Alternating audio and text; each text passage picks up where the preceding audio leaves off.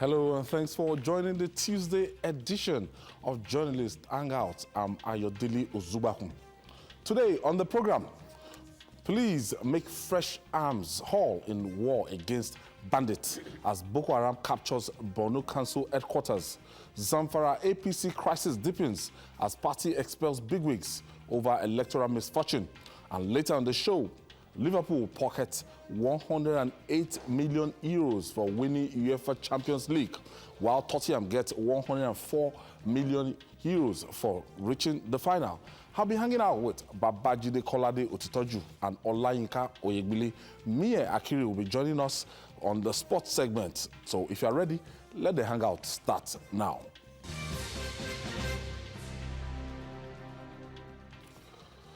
Wow. Thank you for joining us once again. The ding-dong affair in the war against insecurity in Nigeria continues to amaze even the most nonchalant among us. At the weekend, Nigeria recorded mixed fortunes in the struggle to keep the country secure. The Nigerian police arrested 38 suspects with specialty in transnational gun running. Their area of influence is said to stretch from North Africa, that's Ghana, Burkina Faso, and ending in Shaki Town in Oyo State, southwest Nigeria. Briefing newsmen on the arrest, the first public relations officer, that's Frank Umba, said more than 6,000 live ammunition, 20 AK-47 rifles, and 10 pistols, 11 weapons, and 4 pump-action rifles were recovered from the gang and other suspects arrested. However, in the war against terrorism, it was a sad tale for Boko Haram fighters reportedly captured the headquarters of Mathi local government area in Borno State. That's after attacking the 153 Task Force Battalion base. I have a package for you here. What you have on that desk is a total of 6,000 live ammunition recovered from a gang that specializes in bringing those weapons from North Africa through Burkina Faso, Ghana, and then into Nigeria through Benin Republic via the borders of Shaki community in Oyo State. We also recovered a total of 20 AK-47 ammunition, 20 AK-47 rifles, 10 pistols, automatic pistols, 11 Dane guns, and 4 pump action. Kidnapping and armed banditry is a global problem that affects several countries, but it is a problem that escalated over the last 2 years in Nigeria, and now it has reached alarming proportion. The Nigerian government has been working hard to address this problem and ensure that the perpetrators are apprehended and brought to justice. Ojomo Gbenga is a gun runner who was intercepted by the special team of the Nigerian police force. He imports ammunition from neighboring countries. The ammunition is usually concealed in special pots under the floor of vehicles he uses and smuggles into the country. He sells a tin of the ammunition for 300,000 naira and has been in the business for 15 years. I'm not the one that brings it. I have contact in Burkina Faso and Ghana that brought them in. Through concealing, that is how do I bring them in? I'm not the one that bring them. There's agents that brought them in. Some of them are located in Ghana, in Shaki, and in Onitsha. Those ones that brought them in, sometimes they conceal it in a vehicle, under the floor of a vehicle, perfectly concealed. Sometimes with they use eyes and skins, which are so sufficient. They have it more in the Burkina and the sub-Saharan area, the Burkina Faso area. And those ones that are concealed with eyes and skin, when they get to the border or to the neighboring town, they can change it into this young flower of a thing and break it in. Sani Haruna and his gang are involved in kidnapping. They were also intercepted by the special team of the Nigerian police force. Sani plays the role of providing security to their victims. According to him, he has lost count of victims he has killed for failure to meet up with payments of ransom. I am into providing security for victims of kidnappers, pending on when ransom is paid. The uniform I wear was given to me by one of the family members. I used to kill the victims. If they fail to provide ransom, I have lost count of the people that I have killed. These suspects are to be charged for various crimes. So, Alami Babajide, it's like a small-scale war. Yesterday after the program, we saw this picture, and I was terrified. I was in a daze for a long time because I've never seen such huge ammunition, you know. But this is not fiction. We know it's reality. We are in trouble. We just have to tell ourselves the truth. There was a story that has been circulating on social media about a woman who claimed to have been victim of kidnappers. And some funny Nigerians sat back claiming that that story is most likely to be untrue and all that. Some people still do not appreciate the extent of the problem that we face. You know, when many years ago, Pastor Chris Okotie and his brother Oyakilome had their quarrel over Temitope Joshua. I remember one statement that Oyakilome made. He said, when you need a miracle, you believe one. Nigerians who are diminishing the extent of the problem that we are going through, who are stupidly claiming that some accounts of victims amount to fiction. On the day they become the victim, any account that gets related to them by a victim, they will believe. They will believe. Because they will have been back from hell if it pleases God to not let them die in the hands of these guys. Because this is not a time to be politically correct. I mean, it's foolhardy to try to diminish the extent of this problem. I mean, we saw what happened even in Zamfara now. Even a governor. These guys do not even want to spare a governor. So, what are we talking about? You are reading an account, and I've seen even worse accounts than that. And some people are saying, oh, it's probably fiction, because it had not reached their door. The day it gets to their door, anytime they hear that kidnappers did something, whether it is true or not, they will be the first to believe. It's a terrible thing. Look at the kind of weapons. It's traumatizing to hear that guy saying he has lost count of the number of people that he has killed. Yes, some funny Nigerian somewhere will be trying to diminish the extent of this problem because members of their family are yet to be victims. This is the way we are. We are extremely hypocritical. We see the truth, we rebel against the truth. We do not like the truth as a nation. These guys can't be, just look at ammunition. Because I wanted to ask. Yes, you don't need more than 2 of these to take a life. Just 2. Even one. Huh? Even No, one it place. depends on when it depends place. on where it hits you. Yes, direct. It depends on where it hits you. If it's a shot to the head, you are dead. Except if it merely grazes the side of your head.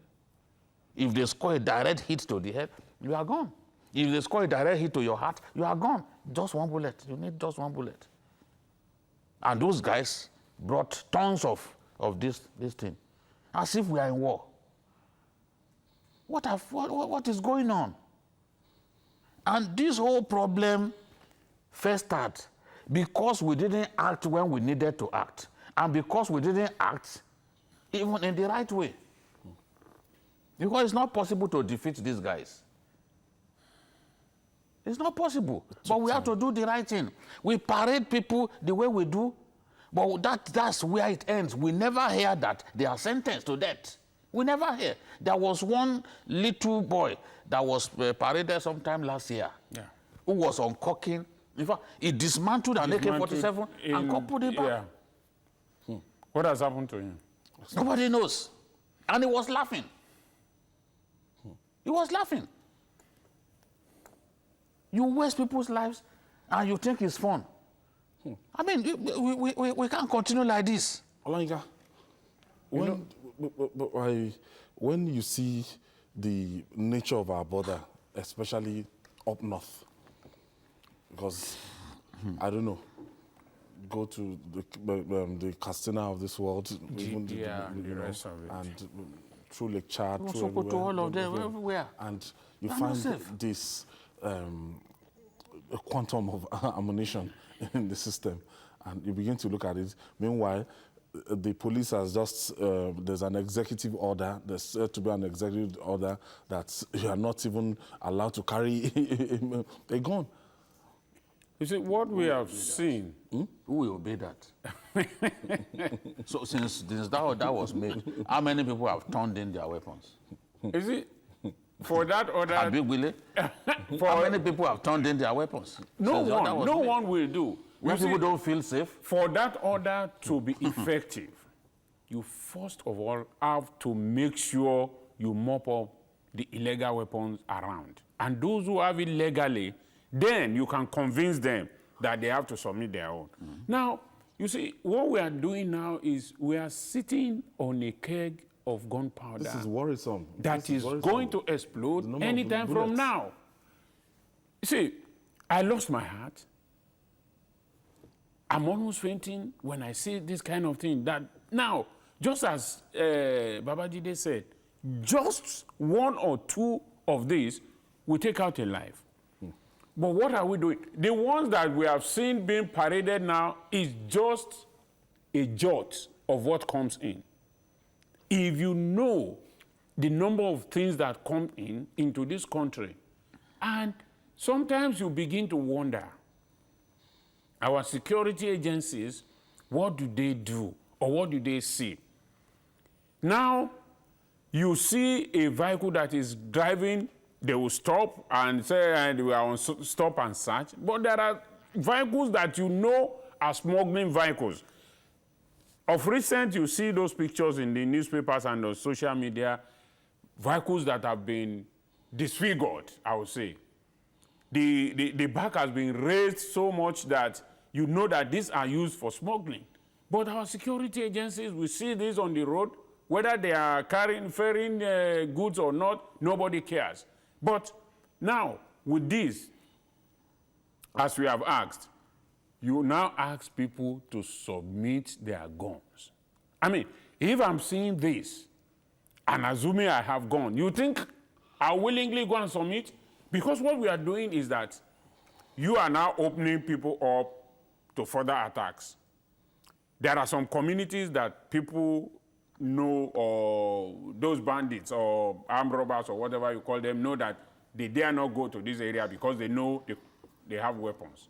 So if you now ask all those ones to submit their weapons, you now open them up, is it the same security agent that we will call that armed robbery is taking place in this place, and they will ask you, no, we can't do. We had an encounter in my community about 4 or 5 years ago when armed robbers came. They called a police, the nearest police station. They said, no, it is beyond our jurisdiction. Call this other police station. You call the police station there, the phone was ringing, nobody picked it up. And we said, okay, please, you come. At least even if they hear your siren, they will run away. Even if you are not, they say, no, it is beyond their jurisdiction. If they come there, if anything happens, they are on their own. So how do you want that to help us in the situation we are talking about now? When you see all these things that we have seen now, how do you convince anybody that please come and submit your own weapons, or come and submit the weapons that you got legally? When this happens, who will come to their rescue. So, as much as we are going to praise the police and the other security agencies for what they have done and what they are doing, would they still have to move ahead? Because how did this cartel of weapons and ammunition, how did they come in? How? Are there no custom officials? Are there no DSS and all that at the borders? Because this guy already brought them in. It is not that he was caught at the border. He already brought them in. They have been brought in. It is only maybe in the process of transporting it to wherever he has been assigned to deliver them that he was caught. So things are to be done. Jude, some of the victims, they've even complained to us and they've even told us that, look, that they even send them letters that this bandit will tell officially, if you don't send 20 million at your community. Yes. Don't go to your farms unless you bring some. It happens in Zamfara. They will tell them. So they have proud knowledge that these people are coming. So you can't take advantage of that to call the police or the next nearest military formation? No, even sometimes the response is slow. And that's the frustration that our people face. Because it's not, why do you think Yari suddenly said that it was no longer his chief security? Because he said sometimes he will give instruction and the instruction will not be carried out. So he was just chief security officer in name, nothing more. Because he's not in control of the police. Neither is he in control of the army. So if the people I've seen one of the emirs complain bitterly that they will raise alarm and they will not get help. Yes. You can imagine bandits raiding a community for 3 hours. 3 good hours. And they will raid and raid and raid until they choose to leave. Nobody will come and apprehend them in this country. They're not in a hurry. Boko Haram too does that. Sometimes in those remote communities, they can be there for 3 hours. Nobody will come and stop them. When they are tired, when they have set ablaze the entire community, they will then leave. And when they've left, we will now say we have repelled them, whereas they left on their own. And you see, for those... So this is a sort of thing. We have to protect our people better. It is the responsibility of government to protect the people. If we do not protect the people will resort to self-help. Yes. And God help us. When Nigerians resort to self-help, no one is safe. Because everyone will now begin to acquire weapons. Like the executive order that the federal government is talking about now, not withdrawing small arms from the system and making it illegal for anybody to be in possession of arms. You see, there's always a problem with making pronouncements that you can't enforce. Yeah. It's How laughable. do they enforce it?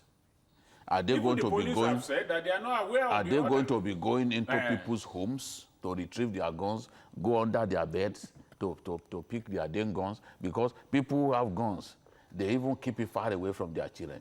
Exactly. So how do you enforce it? It's just like a governor of Lagos saying, look, I want to ban Okada in Lagos. It's not an enforceable law. How?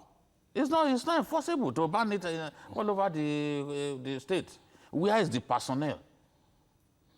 The security personnel, do you have enough in a state like this, as populated as Lagos? That's why Fashola says, see, because we entered with him. Routes. He said just 1,400 routes or so. Just limited. Don't go to the expressway. Yes. Don't go to those highways. That's all. It's not practicable to enforce a wholesale ban of Okada in a place like Lagos. It's just not practicable. In And you fact, can see even where they have restricted them to some routes, it's still difficult to totally enforce it. You see them. They've encroached. You see them going around. How many policemen do you have? Because you need policemen to do it. You need policemen. Even in spite of that, they will still break the law. So some of this is easier to make this pronouncement. The devil is in the enforcement of the directive. How do you then enforce it? In fact, this is what I think. most times it's even better not to make the order than make it and not be able to enforce it. Yeah, because that is what become a this laughing stock. executive order has done. There is no way the government can enforce it. Oh, no, people will even resist it. They will even resist it. There's no way. How can you ask people in a situation that we are in, people are being killed right, left, and center, and you now ask those you have licensed to come and submit their own? Even those you have licensed, how do you monitor it? Do you go back to the license you gave them and say, okay, if it is Mr. Oyegbile, he has a license and is tied to Agege. Maybe he has moved from Agege to Lekki. You are even going far. So how do you... There are many communities in Nigeria without police presence. Exactly. Not so how do you a single policeman. There are many communities. So that is why when you want to make those laws, you first ask yourself, is this a law that I can enforce? That is it. So that's the thing. The other angle to this whole thing is this war against terrorism. Yeah. You know, Boko Haram fighters reportedly captured the headquarters of Mate local government area in Borno State after attacking the 153 task force battalion. Now attacking military bases. That's not new. That's where if it is the Mama Noor faction, you know, or the Abanawi faction, depending on what you choose to call it, it is the military that they attack. And the attacks on the military have been quite consistent. So we should know. They've been quite consistent. So what we are talking about is over a period of between Friday and Sunday, these guys attacked about 4 bases. And they don't just attack, they attack with the intention of stealing weapons. I imagine if Boko Haram storms a place with 13 gun trucks. Are those places not fortified? That's the military territory, force. even before you can access the place, 1 kilometer, 10 kilometers to the place, Jide? It depends on the force that is coming. That is exactly. You see, this was the kind of notion that we had. Because we deceive ourselves a lot. This was the kind of notion that we had when we were supposed to. We let down the Chibok girls. The Chibok girls had no business writing their exam in Chibok. In Chibok. They should have written their exam in Maiduguri, the better protected area, Maiduguri. Because we just sit back, we put 16 soldiers somewhere, and we assume that 16 soldiers, each of them carrying AK-47, can protect a school. No way. But do you know what the enemy is bringing? There is what in military parlance they call high-volume force. When the enemy comes with high-volume force, you don't stand a chance. And that's what Boko Haram did in Chibok. Because these guys do due diligence. You must give it to them. They studied the situation. They looked at the situation. They have spies. They look, how many? Even the army has confessed that Boko Haram uses drones a lot. There was a soldier who was telling me in Maiduguri. Yes. In Kukawa local government that they saw drones moving towards their military base. What does the drone do? The drone will take pictures of troop formation and then send the information back to base. So he said they saw it. They were approaching nightfall, and here was this Boko Haram drone coming towards the army base. Clearly, it came to take pictures, see like how many troops you have on ground, and then when it wants to attack you, it knows how many fighters it needs to bring to the location. This is what they do. And the truth is, Mate, and you know, I've always mentioned Mate. Yes, I've always mentioned 3 local governments that those are local governments where Boko Haram are in control. So what we usually do, we control the local government headquarters.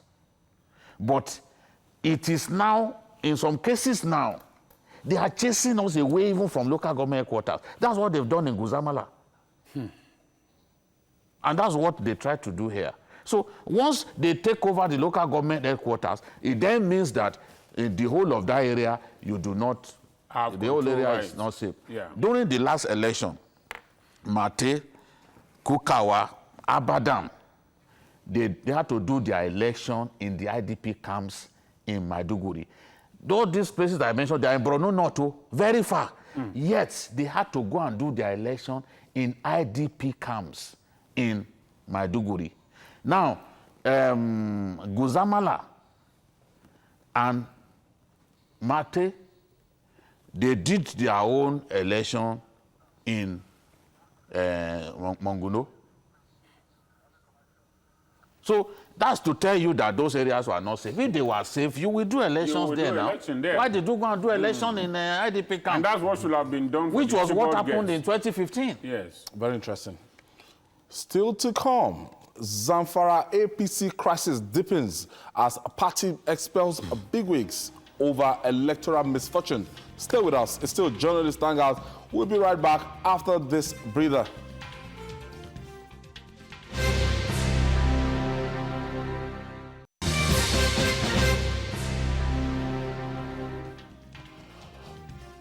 In case you are just joining us, this is Journalist Hangout, your most interesting program on television, reaching you live from Television Continental. And it is a moment of uncertainty for the All Progressive Congress, APC, in Zamfara State. A dark cloud hangs over the party in the northwest, following the intra-party squabble that led it to losing out in the 2019 general election. More than a week after the Supreme Court declared the party's candidates as not the winners of the elections in the states, the APC is yet to find its fate. All that can be said now is that the party is wielding the big hammer.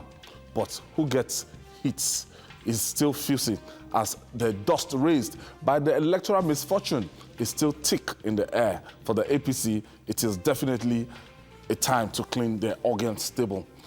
Babajide, yesterday I was reading a kind of analysis to the genesis of the crisis in Zamfara State, in Ogun State, and also in River States. And they even added the one of Imo States. It wasn't an inter-party crisis, it was intra-party crisis, something that was contrived within the ruling All Progressive Congress, and it snowballed, and they couldn't manage it till the conduct of the primary election is spilled over even to the election proper. Now the last casualty we're having is the Supreme Court's verdict on Zamfara State. Now, heads we roll. Already, our man, Larry Issa Onilu, actually told people that, okay, that a committee has been set up to look into, those that were engaged in party, anti-party activities. Zamfara State now, the biggest loser in the whole thing, APC. From the House of Representatives to the governor, to House the of Senate, Assembly, House of everything. What's the Northerners call SEC, from beginning, head to toe was affected, and it's destroyed that party. It's as good as saying it's a one-party state. So what do you think can happen to those people who contributed to this misfortune? Well, I expect people to be punished. I expect APC to expel some individuals. People like Kabru Marafa, he has no business remaining in the party. And it was even sickening watching Kabru Marafa gloating on TV that President Buhari must have been happy with what he did. Oh, so the president has now become such a joke that his own party, that somebody whose actions hurt his own party, the president is such a cold individual that he will be happy about it. I was just looking at him. Because he should have been expelled a long time ago if the party knew what it was doing. And you leave Kabru Marafa alone after your party lost a whole generation of people seeking elective positions in your party. They move from a winning position to ground zero. And you are gloating. Those that collected their certificate of returns. You are gloating and claiming that the president, oh, this president, he likes likes a situation in which nobody gets cheated. The president must have been happy. Which president? How could Buhari have been happy by what you did? Is Buhari that selfish that because it didn't affect him, then he will be happy? That in a state where he had always received tremendous support. No, from 1999, if you look at it, it has been ANPP, APP, So ANPP. anyone, I'm not a member of the APC, but I'm in position to advise. Anyone who gloats, who celebrates this disaster that happened to APC in Zamfara does not deserve to stay in that party for one more day. They should just send him packing. If he feels like joining the PDP, so be it.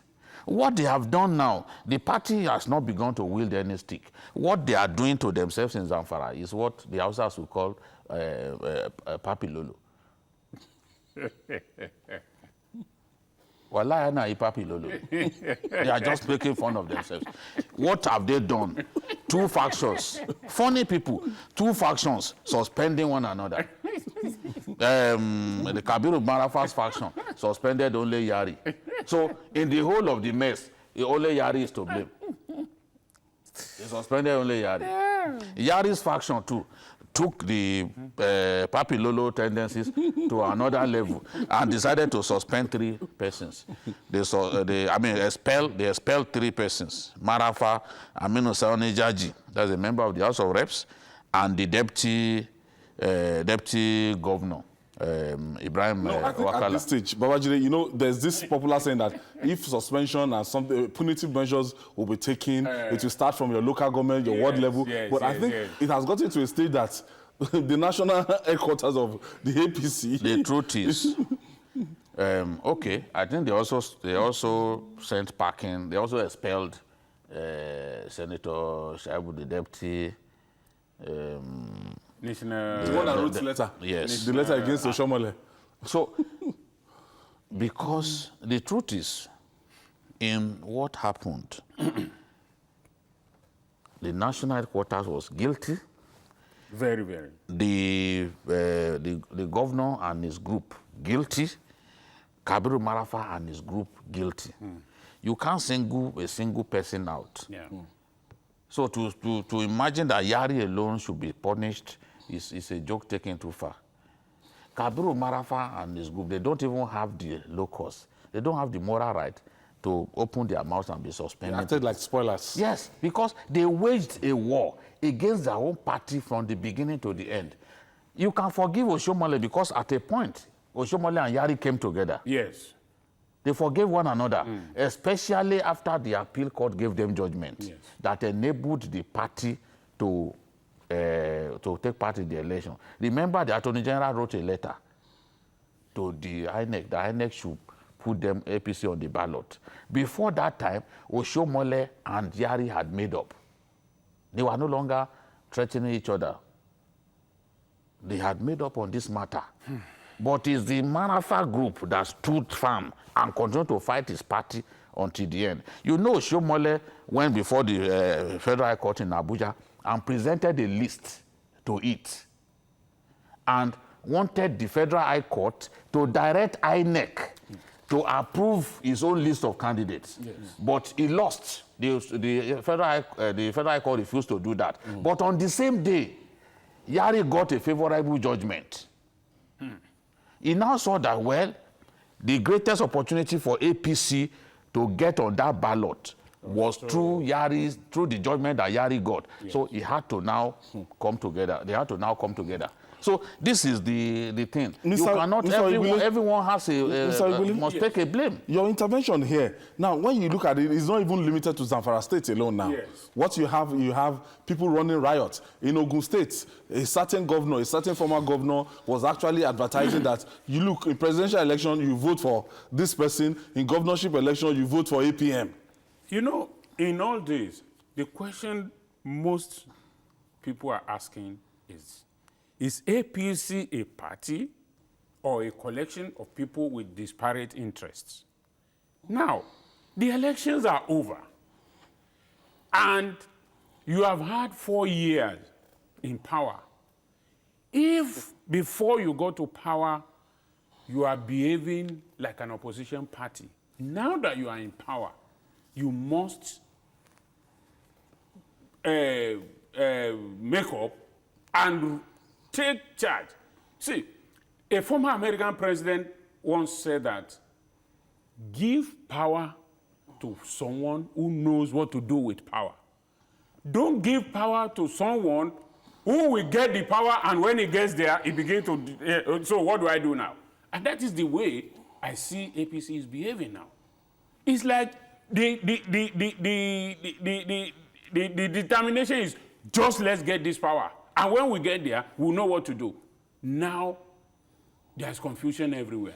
When we are talking, you know, when Marafa was saying that he knows the president will be happy with what has happened now, he perhaps was taking a cue from what happened in Ogun State. Because the president went to Ogun State, campaigned for himself, and said that when he comes to governorship, you can vote for anybody. So assuming what happened in Zamfara happened in Ogun State, if the APM had won, what will happen now? So it is what Marafa is saying is like he's taking a cue from Ogun State, that if the president himself has said that if you vote for me, you can vote for anybody as governor. And that is what has happened now. And with he believes that with what has happened with what has happened in Zamfara now, that the president will be happy that, okay, the party is no longer... The party lost everything. They lost everything. Not even one person in the House of Assembly. So the entire now, party structure. What the party needs to do now... So Buhari will be happy that PDP has gained the state. Has gained the state. From a losing position. What the party needs to do now is... What do they even tell Buhari? Rather than waste their time, because what is happening now, they are not even looking at Zamfara now. They are busy fighting the chairman. Yes. Instead of them coming together and say, look, enough of this fight. What do we do? How do we consolidate on the winning that we have won? But now, rather than do that, everybody is just fighting and fighting and fighting. Is this how we are going to continue again for the next 4 years? All right. I'll take my final break now. When we come back, Mia Akiri will join us to discuss money that came from UEFA Champions League. Stay with us. Welcome back. Our sports correspondent, Mia Akiri, is joining us. And apart from the glamour and ongoing, on air and the on-pitch display, the game of football has become a lucrative venture for clubs. A look at the financial benefits accruing to participating teams in Europe's Premier Club competition, that's the UEFA Champions League, will suffice. For winning the 2019 title in Madrid on Saturday, Liverpool FC of England pocketed a whopping sum of 108 million euros in prize money. Beating finalists Tottenham Hotspur also smiled to the bank with 104 million euros in earnings. This means the difference between what the winner and the runner-up earned is just 4 million euros. Mind you, the other participating teams from the group stage are billed to share 1.95 billion euros. Also, for finishing second and in the just concluded season in the Premier League, Liverpool got the biggest share of income accruable to the 20 teams with a take home of £149 million. That's huge income for just a season. Mia, reviewing that finals between Liverpool FC and Tottenham Hotspur. And a lot of people will say Tottenham did not have any business in the finals, but Ajax would have rather, just played that final, that it was a boring finals. Well, irrespective of the opinions, opinions are in facts. But you must indeed give it to the Reds from Anfield, Liverpool Football Club. From the Premier League, it's been a consistent season, for Liverpool. and making it to the finals of the UEFA Champions League, which is indeed the biggest when it comes to football. Let me indeed take some form of similarities, so to say, compare the most populous black nation on earth, Nigeria. It shows that we've not scratched the surface when it comes to the business side of sports. When you take a look at what is happening in Europe, most especially the UEFA Champions League, the morning spinning stage of this competition take a look at the group stages where you guaranteed at least £13 million or 15.25 million euros for making it to the group stages of this competition. It speaks volume. For each win, you smile to the bank with over 2.7 million euros. That's massive. This is business. And until we realize this, we will never, see, the margin is wide. We will never get to that stage. And Liverpool, you know, winning the UEFA Champions League this season, I would give Klopp a lot of credit. Signing the most expensive goalkeeper for the team in the history of Liverpool Football Club speaks volume. They were in the final, the penultimate season before this season, where they lost to the Spanish giants Real Madrid. Making back-to-back finals shows consistency, showed that Klopp knew what was actually missing in that team. Bringing in Alisson as a top goalkeeper for over $85 million was massive, and it paid out. And they are back winning the Champions League. The difference financially between Tottenham and Liverpool was just €4 million. Looking at that final still, and we predicted it, and a lot of the pundits actually predicted a victory for Liverpool. Yeah. Just few people saw Tottenham carrying the day, all the odds and everything was just against Tottenham Hotspur. Were you impressed with the level of final, the level of football two English sides actually displayed in the finals? No, it was a boring final, a very boring final. It reminded me of that year when two Italian teams met in the final, and it was a cagey affair throughout. Liverpool didn't really impress, didn't do much. Tottenham was knocking on the door for most of the game, but they didn't have that cutting edge. If they had the cutting edge, they probably would have won the game. But in any case, I expected Liverpool to win, and because of their experience, and they won. And just as Mian said, Alisson made the difference. Liverpool lost the last final because of goalkeeping errors, but so they went for he bought big. He bought 85 million. He bought Alisson for a then world record for a goalkeeper. Today, the Chelsea goalkeeper Kepa is the most expensive in the world. But we can see the difference that Alisson has made. Liverpool will have been eliminated by Napoli, but for the saves that Alisson made, and in the final he made several saves. He was the busier of the two goalkeepers, and that should tell you that Tottenham played well. But in any case, we expected Liverpool to win, and Liverpool won. Liverpool now is coming across as a fantastic piece of business.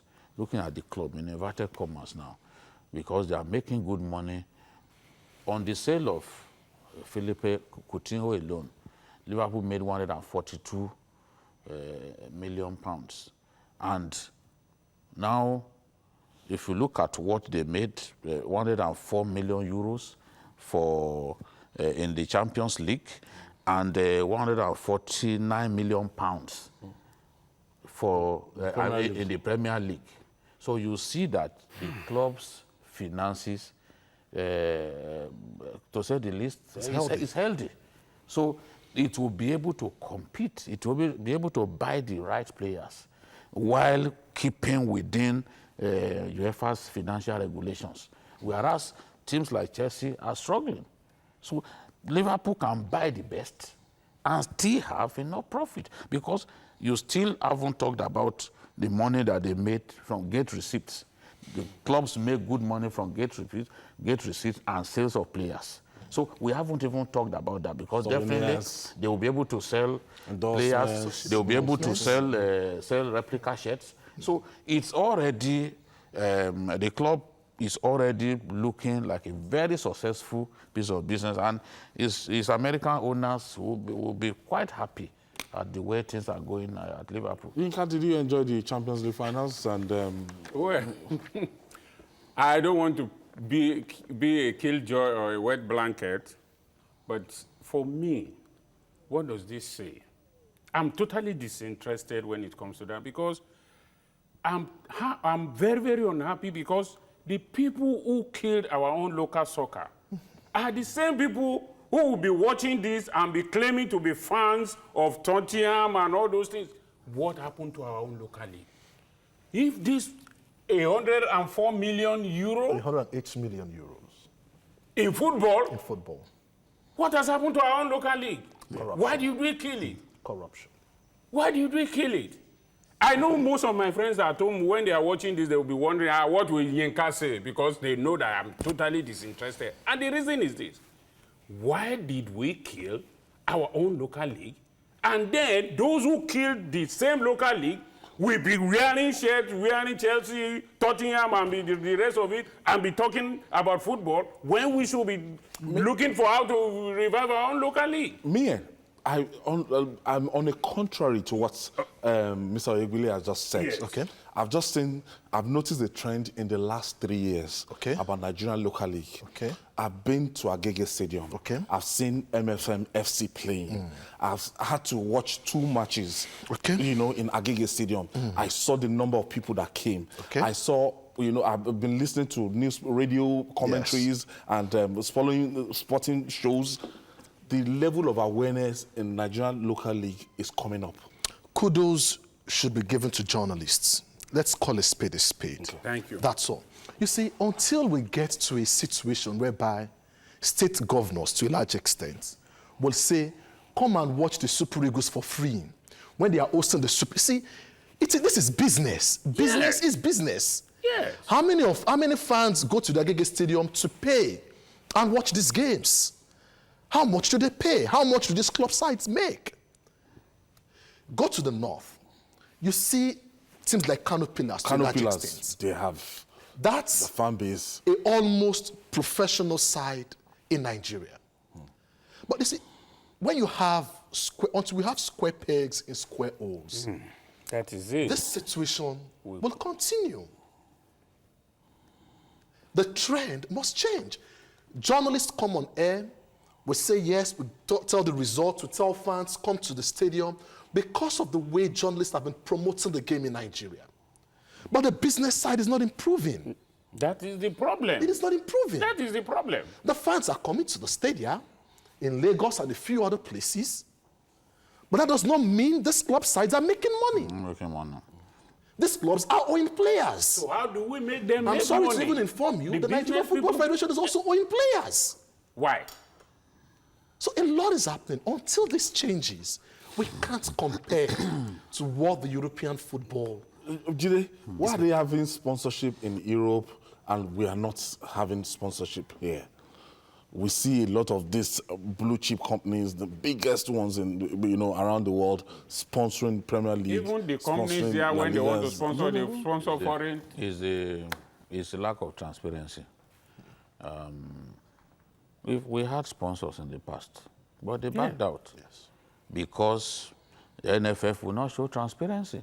So who wants to put his money where you are not sure that it will be judiciously spent?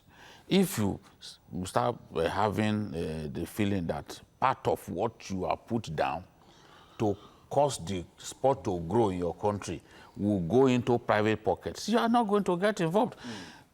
In the past, even athletics, we had mobile. Sponsoring track and field every year. It was huge. We had National Oil sponsoring Igu boxing championship. Yes. And Nigeria has some of the best amateur boxers in the world. In fact, David Senande became world amateur lightweight champion. Yes. He's the only Nigerian to win the World Amateur Boxing Championship. And we had others winning bronze in Olympics, winning silver in Olympics. We've always done well. But we watched all of these companies. They just decided to step aside. Look at the back and forth that we had with sponsorship or even the our own Premier League. Premier League. You know, Glow, at some point, they decided, no, we are not. At the point in time, the two television giants were at loggerheads in court. If you do not show transparency, nobody will sponsor. Why is female football declining in Nigeria? Because no sponsors. And we've not got the money to, on our own, organize the league all the year round. You need these sponsors. You know, for a long time, they didn't even play any game in the women's league because there was no sponsor. And countries like Cameroon, that their players come and play in Nigeria, they too were affected because the league was on holiday, no sponsors. So when the people who run football in Nigeria become honest and less corrupt, things will change. Look at our under-20 or the junior tournaments where we used to excel. Coaches will go and be taking money from players. At the end of the day, the best players will not play for Nigeria. And you are seeing standards go down. So why won't this nonsense continue? We have to leave it there. Thank you so much, Olayinka Ibule. Thank you for being our guest today. And I also want to thank my sportman, Mia Kiris. Thank you so much. And Babajide Kolade Otitoju. And that's our offering today. Join us tomorrow for another episode of the program. You can also watch Journalist Hangout on your platforms showing on the screen. We're also on YouTube, youtube.com/TVC News Nigeria. Our feedback channel is Journalist Hangout at tvcnews.tv. I'm Ayodele Uzubaku. See you tomorrow, and God bless Nigeria.